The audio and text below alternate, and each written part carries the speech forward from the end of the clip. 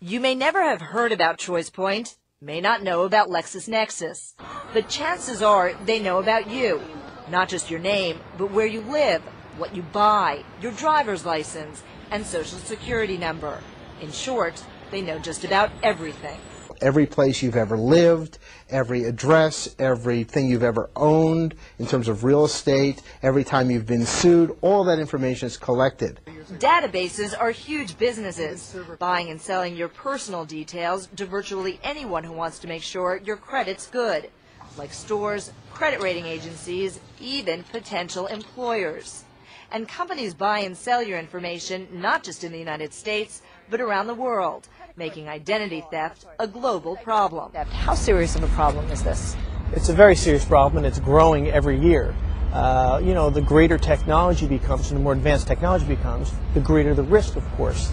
The greater the criminal element becomes. Kevin Barrows cracked his first big computer hacking case as an FBI agent. He says if you think this doesn't apply to you, think again. Because if you've ever had a job, owned a home, rented a car, gone to college, used a credit card, or paid a bill, you're in a database. And once you're in, there's no way out. And it can be virtually impossible to stop others who want to know about you and hide behind your identity. It's not just financial loss that you have to be concerned with identity theft. It's terrorism. It's the ability to get into this country by using someone else's identification. It's the ability to commit crimes under someone else's name. And there are hundreds and thousands of stories of people who've been victimized in this way. Last year, the Federal Trade Commission received over 635,000 complaints of consumer fraud and identity theft. And the thing about identity, once it's gone, it's up to you to get it back.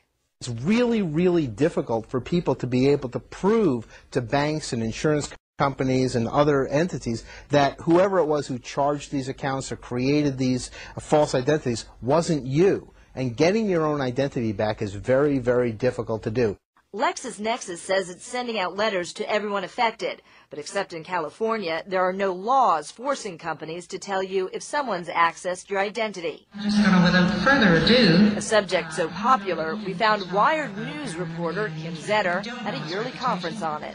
There should be perhaps laws that say that companies should be required to encrypt data, which would make it a little more difficult if someone did get into a system to interpret what the data says. There definitely are things that legislators could do, but currently there isn't anything like that.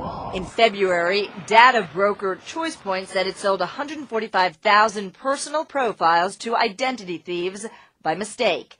The irony, it appears ChoicePoint never did a background check on the bogus company that bought its files. Congress is now looking into that, fearful this is just the beginning. Deborah Fayrick, CNN, New York.